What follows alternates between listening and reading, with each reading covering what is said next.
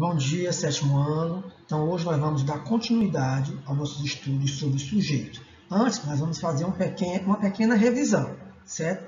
Nós vamos entender que o sujeito, quem é ele e o que é esse predicado, que são o que nós chamamos de termos essenciais da oração, que é o sujeito e o predicado.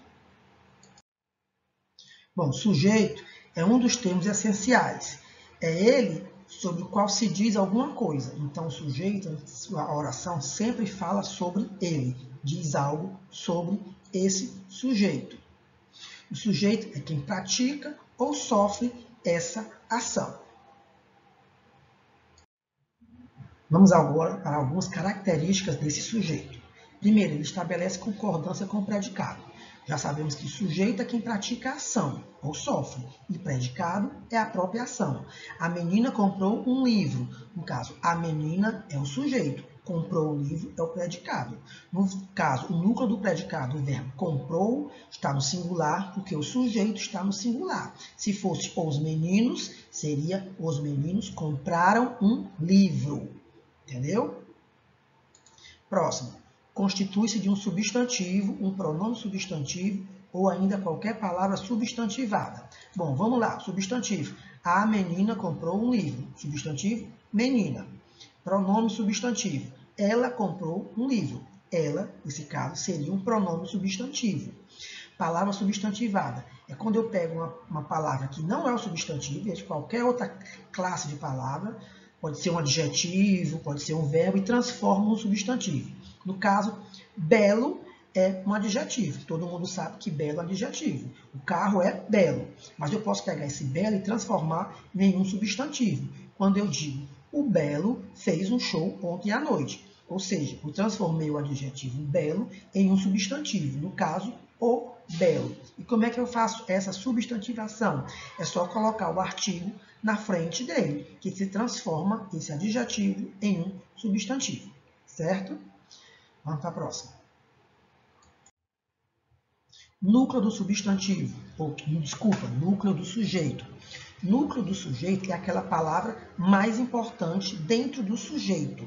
Quando eu disse, a menina comprou um livro, eu sei que o sujeito é a menina, mas o núcleo é simplesmente menina, porque é a palavra mais importante. Se eu tirar o a e disser só menina comprou um livro, você ainda consegue entender quem fez algo. Se eu tiro menina, ficaria só a comprou um livro. Nesse caso aí, você não sabe quem comprou o livro, certo? Então, por isso que núcleo é essa palavra mais importante, sempre no sujeito, e também vamos ter o núcleo do predicado, que vamos ver depois.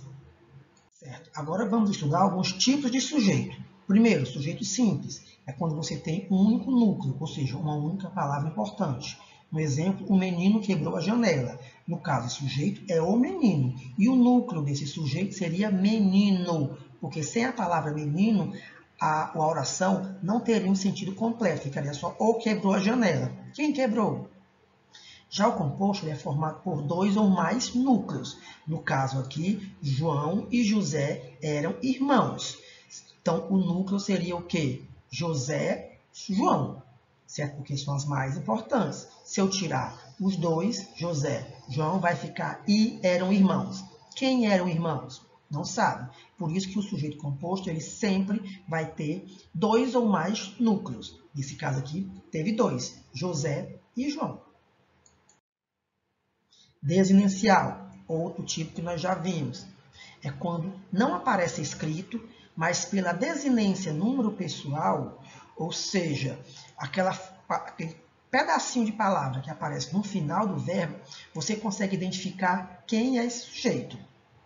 Certo? Falei hoje aos seminaristas. Então, falei, não apareceria nada escrito aqui. Por que eu sei que é eu? Porque eu tenho aqui o ei, certo? Deixando bem claro que esse ei só é tipo da terminação eu, que é a primeira pessoa do singular. No mesmo caso, viajaremos nas férias. Então, quem vai viajar? Como termina em mós, eu sei que o nós só aparece na primeira pessoa do plural. No caso, o nós. Por isso aqui, o sujeito, eles estão escondidos. mas você consegue identificar pela terminação do verbo.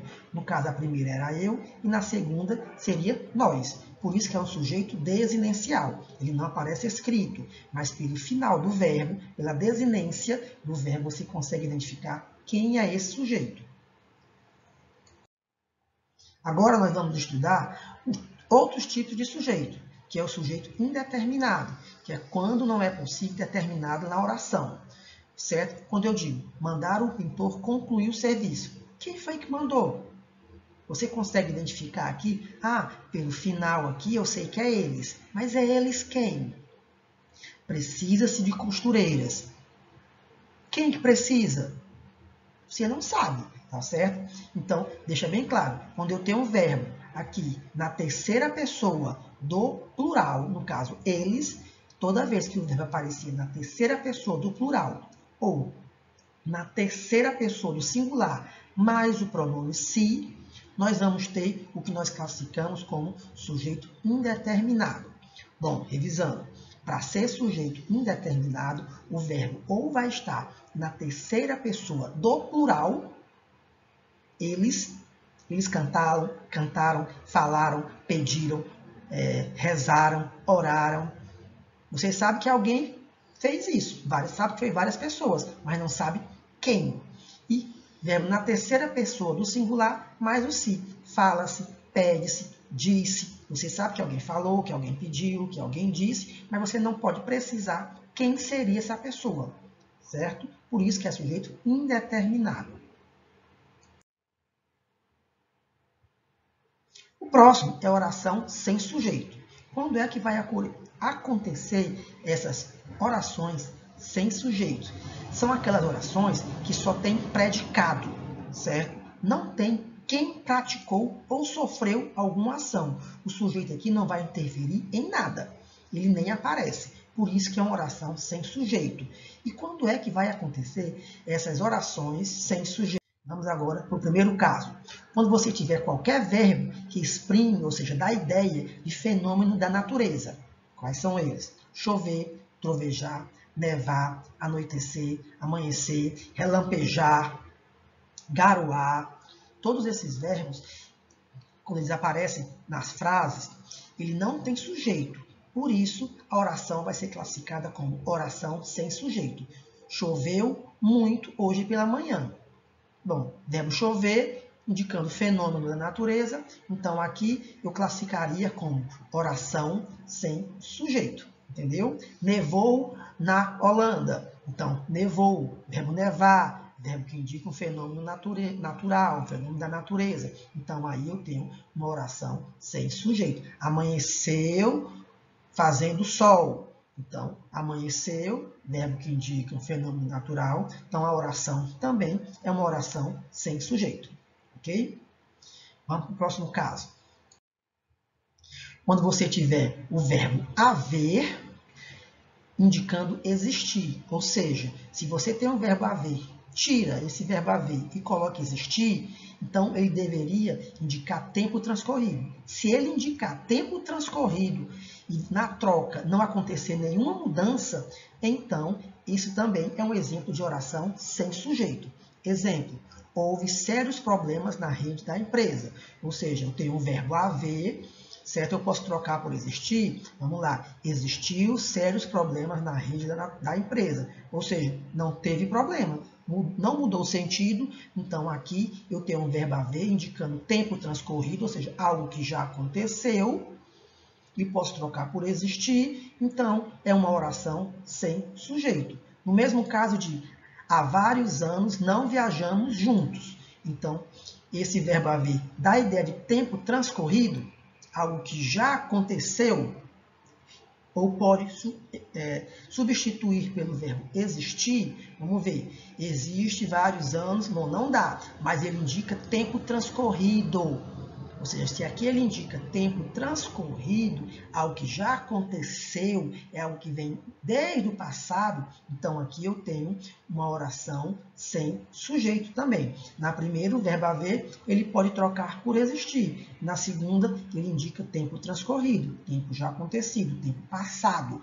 Por isso que nos dois exemplos nós temos orações sem sujeito. Próximo.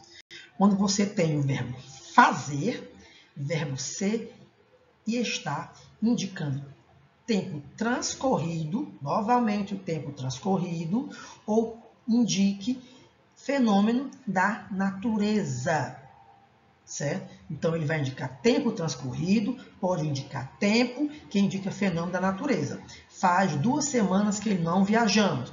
Verbo fazer aqui indica tempo transcorrido, ou seja, algo que já vem acontecendo há algum tempo. Faz 2 semanas, já aconteceu a primeira, já aconteceu a segunda, pode estar entrando na terceira. Então, o verbo fazer aqui indica tempo transcorrido. Então, oração sem sujeito.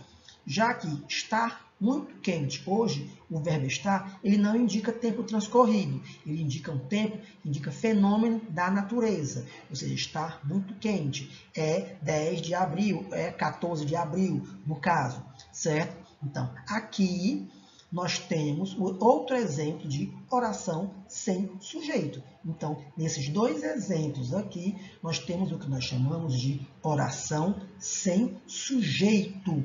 São aquelas orações que simplesmente só tem um predicado. Então, não teria sujeito, mas o predicado seria o quê? Ela tudo. No caso aqui, faz 2 semanas que não viajamos e o outro predicado está muito quente hoje. Entenderam? Bom, aqui nós temos o que nós chamamos de tipos de sujeito. Então, nós já vimos simples, composto, indeterminado, oração sem sujeito e sujeito desinencial. Ou seja, são 5 tipos de sujeito. Espero que vocês tenham tirado bom proveito. Caso tenha sentido alguma dúvida, essa aula vai estar disponibilizada lá no plural, então vocês podem ter acesso e assistir novamente para tirar as dúvidas, certo? Então, até a próxima. Tchau.